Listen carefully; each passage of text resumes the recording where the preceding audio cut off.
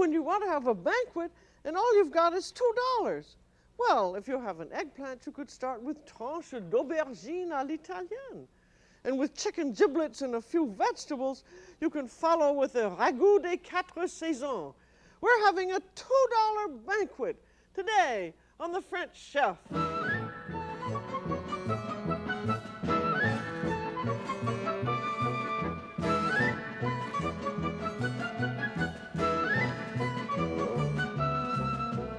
The French Chef is made possible by a grant from the Polaroid Corporation. Welcome to the French Chef. I'm Julia Child. We really are going to do a $2 banquet for 4 people. And you certainly can do it if you root around enough in the supermarket and try and find things that are bargains or vegetables that are in season. For meat, the best I could do was chicken giblets. But they're awfully good and they got a lot of flavor. And with a few odds and ends, I can make a good ragu out of it.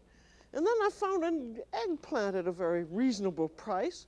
So I decided I was going to make an eggplant appetizer. They're really an eggplant pizza, and they're very good indeed. And so I thought we'll start out doing the eggplant appetizer. And one very important thing when you're buying eggplants is be sure that you get ones that are very firm and shiny and that don't have any little pit marks or soft spots in them, because if they do, that means that they're beginning to get old and they'll have a bitter taste, and if they're bitter, you can't do anything about it at all. And another thing I heard from my Italian groceryman is that the female is more desirable than the male. And you can tell the male has a round end here and a slight indentation, and the female is a little flatter and doesn't have the indentation. And so you practice finding out which sex they are, and also try and get eggplants that are long and thin. They presumably have less seeds in them. So in other words, what you're looking for is a long, thin female. An eggplant in French is called an aubergine. And I guess I'll start out with this longest, thinnest female here. And you want to, there's the cap end, and you just want to slice that off. And then slice off just a little bit of the bottom end. And we're going to have 4 people, so we want 12 slices. And they're about 3/4 of an inch thick. I hope 1, 2, 3, 4, 5, 6, 7, 8, 9, 10, 11. I'm going to get 13 out of it, but some are rather small. And these want to be salted before you do anything else. Now where I've got my tray under here. And this eggplant I had is these are about 8 or 9 inches long and about 3.5 inches wide. And they're not peeled. And then what you want to do first, and this goes for any kind of an eggplant recipe, is to salt them very lightly on each side and let them sit for 20 minutes. And the reason that you do this is to get out the bitterness and also to get out any extra vegetable water that there may be. Because you know, sometimes when you have an eggplant, it sort of puckers your mouth. And there are two possibilities. One, that it was an old eggplant and not a good one, or the second one, that it wasn't salted first, because the salt draws out that bitterness. Now these are unsalted. In here, when they're salted, you can see that they're glistening. The water has come out of them. And now they're ready for their first cooking. Of course, I'm going to put a little oil in this dish here.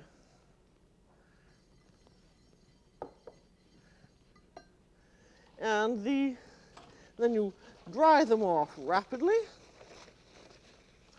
And the eggplant is going to be the base of the pizza. And I'm probably not going to, this is the baking dish I'm going to serve them in.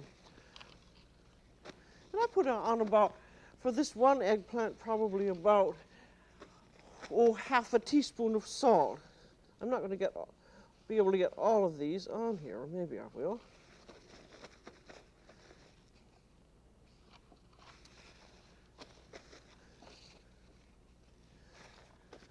And now these get a little bit of oil on the top and then some herbs. And I'm going to put on a little bit of oregano and a cover, and then they're going into a 375-degree oven. This is a wok cover that I have here. And these should cook. These should bake first just to soften for about 15 to 20 minutes. That's their preliminary cooking. It goes out and these go in.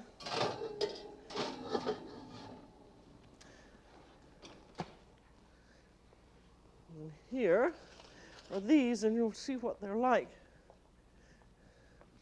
now that they're cooked.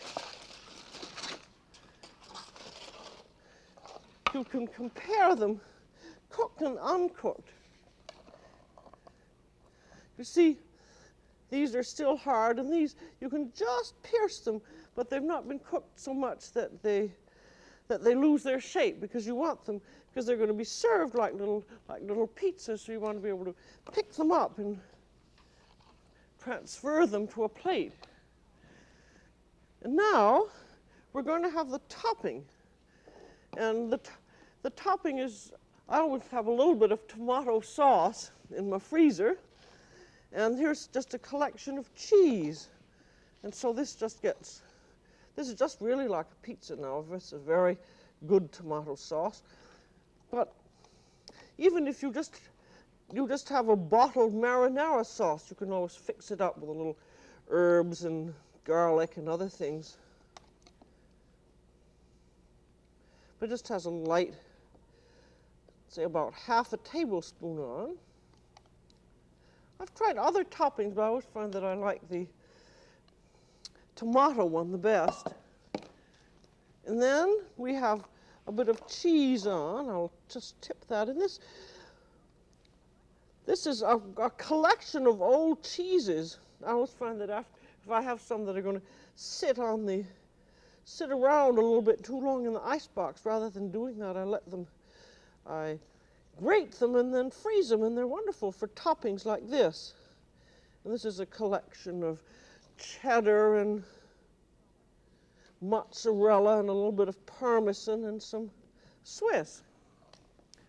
And now this gets a bit of oil on, just on the top.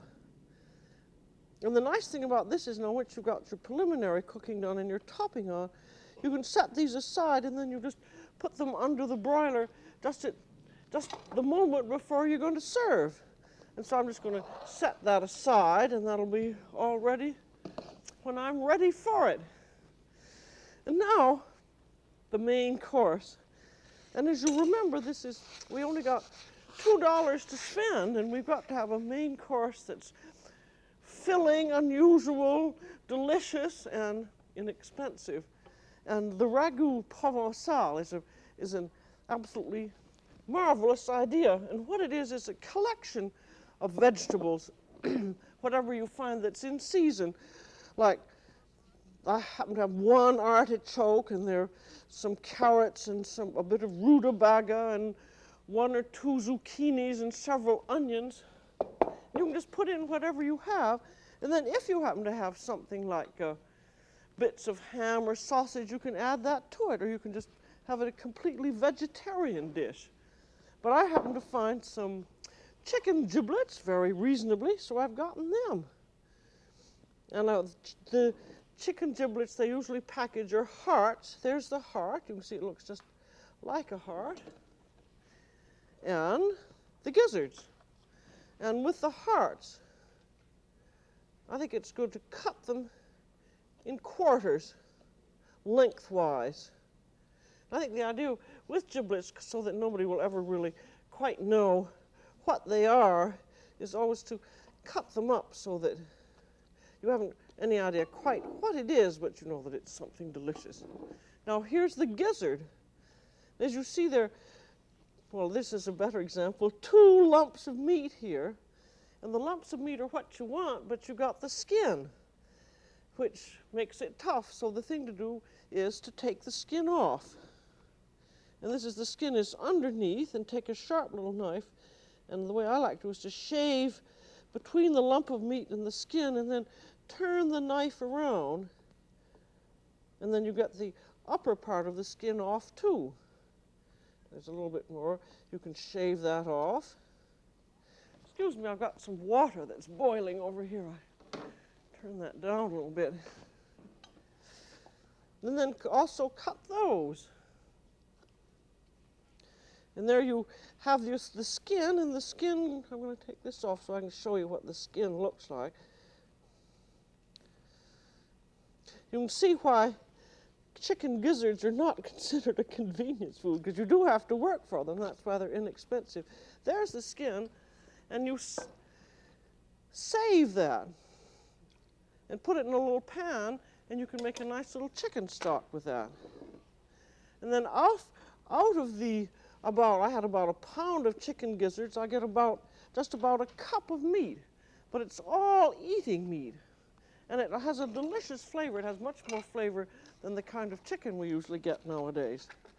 And now we're going to season and flour these and then saute them. So I have some wax paper, and on go these beautifully peeled and sliced gizzards and hearts, and a little bit of salt, and a little bit of pepper, and then some flour. And the gizzards in this dish are going to be cooked separately. And then here's a little bit of flour. And this is just, you always flour things just at the very last minute, just before they're going to be cooked. And then squish that all about in the flour. And then, well, to get the flour off, so I'm going to shake them in a sieve. And I think this is a very good trick to know, because you can add these to spaghettis or to a risotto dish, and they're really very nice. Now, ready to be sauteed, but remember that you only saute them you only flour them just the very last minute. A little cleaning up there. Not too much. Now, I'm going to saute these in a bit of oil. I always use olive oil, even if I'm not on a budget, but certainly peanut oil is very good, or any good cooking oil. There, giblets go in. And you want to brown these first. And they take about an hour to cook. And if I first brown them, I'll put in a little bit of oil. And then cook them with the cover on rather slowly, and then you can put some liquid in afterwards. And now we're going to have the ragu provençal. And that again starts out with oil. And I'm going to put in, this is the kind of a recipe that you play very much by ear. You want the pan filled by about 1/16 of an inch. And then 2 or 3 sliced onions. And some garlic. I have 6, 7, 8, 9, 10 cloves of garlic peeled and quartered. And in they go. And this is the way you always begin any Provençal recipes, always with some onions, garlic, and oil, and you get that wonderful flavor of Provence, always. And then you decide what you're going to do. And in this case, it's going to be a ragu of fresh vegetables. And I have all of this collection here, and I think I'll start out with the artichoke. but I have part of a turnip, and what you want in this kind of a recipe is a variety. And so if you just have one of each thing, that's perfectly fine. Or even just two.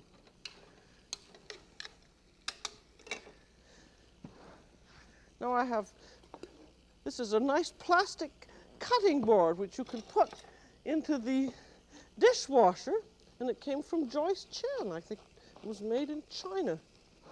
Now I'm going to start out with an artichoke, cutting it in half, and then in quarters. This is a very provençal way of doing artichokes. Then you take the leaves and you bend them back and peel them off. You bend them back and then peel them toward the base so that you're leaving the edible portion on the artichoke bottom. This is very much like just the plain artichoke bottoms that we did. And then, with a little knife, you cut out the choke part.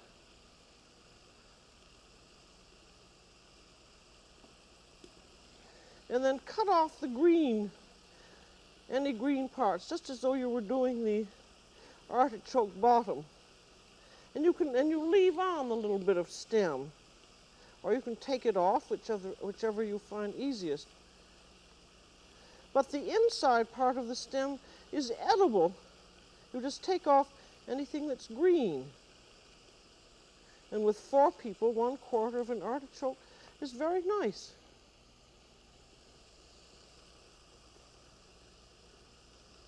And that goes into your pot.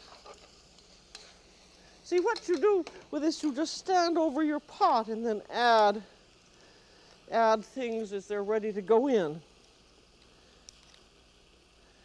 And you start with the things that take the longest to cook, like the artichoke bottoms, which take about 45 minutes, and the onions you always want to cook well. I'm really just giving you, as usual, because we don't have much time together, just an idea of how you go about these things. So you can see there's all the green part being taken off. Then I'm peeling off that little part of the stem. In artichoke season, I know when we were in Italy, one Easter, we had whole, very tender artichokes. That goes in. I'm not going to do that whole artichoke because I just wanted you to see how to go about it.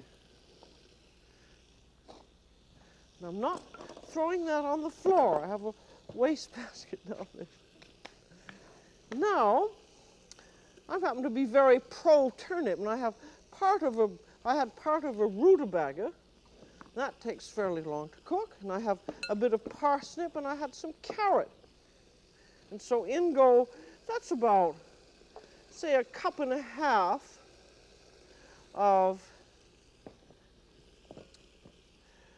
cups of rutabaga and parsnip, and about 1.5 cups of carrots. I like to put the carrots in because they give a good color.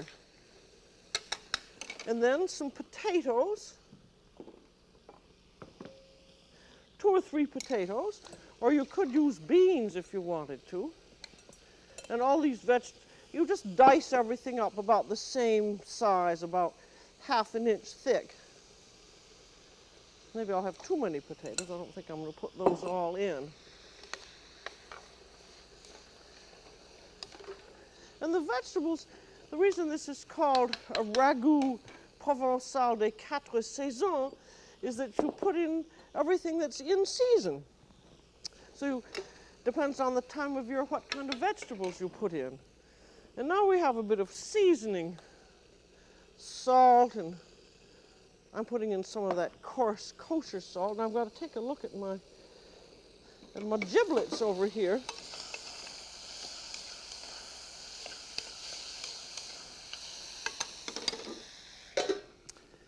Now, I put in salt, and I'm going to put in about a little bit of fennel seed. I happen to like fennel very much because it has a very Provençal flavoring, and a bit of tarragon.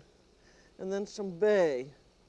About half a teaspoon each, and you can always put in a little bit more if you want. It's sort of by eye and by ear.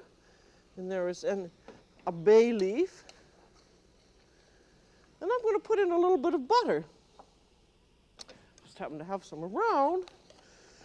About 2 or 3 tablespoons. I think it gives a nice taste, but if you want it, you can do it all by oil.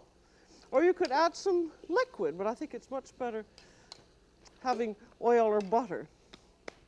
And now we come to the vegetables that take a little less time to cook. And we have, say, 2 or 3 ribs of celery. So in they go, and we have some zucchini. Now I'm going to have to put in and I have some green pepper. I'm going to put all of that in.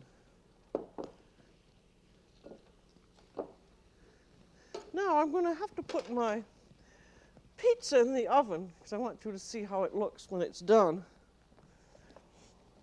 So that's in the broiler. That takes about 3 or 4 minutes. And now this ragu you cover, and it takes about half an hour to cook. But you always want something that's that's rather green and decorative.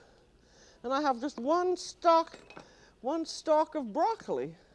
And I'm going to peel the stem. I think this is very important. A lot of people don't peel broccoli, but it makes it cook faster, and it's much better. See, I'm taking the peel with my little knife and then just pulling it off. But I think you'll find that broccoli, the next time you have it, if you peel it carefully, you'll have a much tenderer vegetable that cooks much faster. And the faster it cooks, the more nutrients it has. I don't usually speak about nutrients, but we often hear of people who say, oh, you're taking off the best part. But now that, you dice that. I'm not going to go through that whole thing, but dice it up in about 1/2-inch pieces and put the stalk in with your vegetables and stir it up again. And if you think it needs a little more salt and pepper, add a little more salt and pepper. But see, that's looking very nice, just as it is, that mixture. It's rather like a bouillabaisse. And keep stirring it up about every 5 or 6 minutes. And now you have your broccoli flowers. And these are going to go in as a decoration at the very end. So take these and just break them into small pieces. And can you see that there? A little bit of peel there. Because these you want to have cooked very, very quickly and be tender and green and lovely. So just peel them all. As you can see, this is the kind of thing that takes a bit of time. But if you have several friends in with you, that's just very nice. Now the broccoli flowers only cook just about 2 or 3 minutes, and the others probably half an hour or a little bit longer. That you just have to taste it, and you can tell by tasting how much longer it needs. And this you can have done ahead. The main part of the ragu, and then the broccoli flowerets. Here's some that are all ready. I'm just going to stick them in a big bunch of water and let them cook. And my pizza should now be done. Yeah, that could stay in maybe a minute more, but I think that looks very nice. The cheese is melted, and it's just very lightly browned.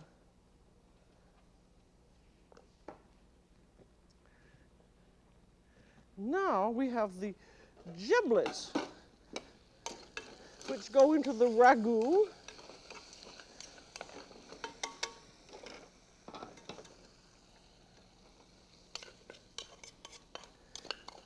You know, and the giblets we'll say that they have cooked an hour. So they get folded into the ragu.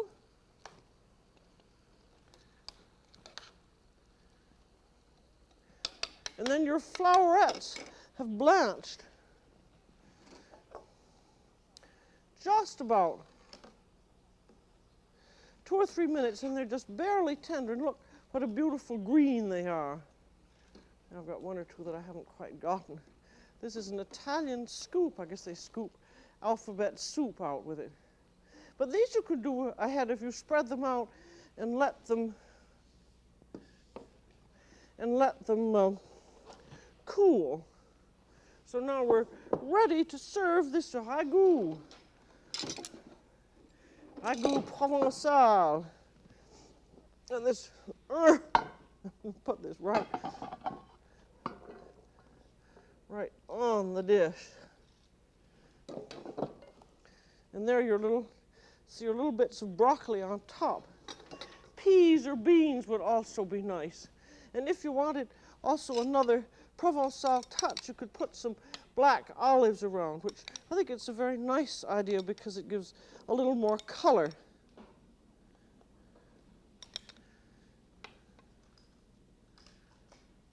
There. And I think it's nice to have something like this rather than the eternal spaghetti or rice.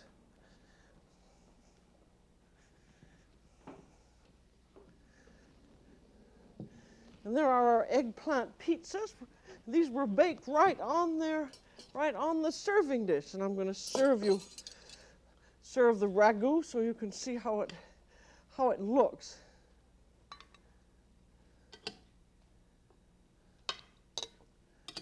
That's really, the first time I had this was in the south of France with Richard Alney, and I really thought it was one of the best dishes I ever had in my life. And with this, I think homemade bread would be lovely. There's that beautiful round loaf that we've made.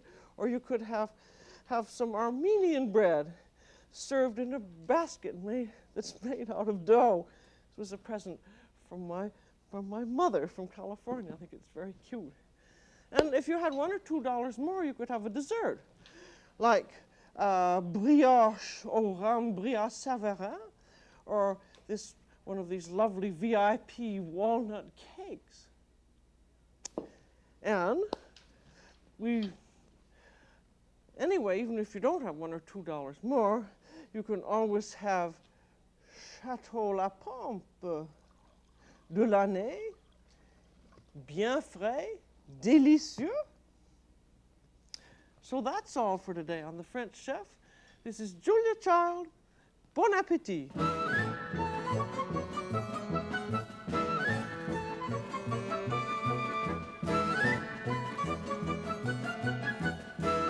The French Chef has been made possible by a grant from the Polaroid Corporation. Julia Child is co-author of Mastering the Art of French Cooking, Volumes 1 and 2.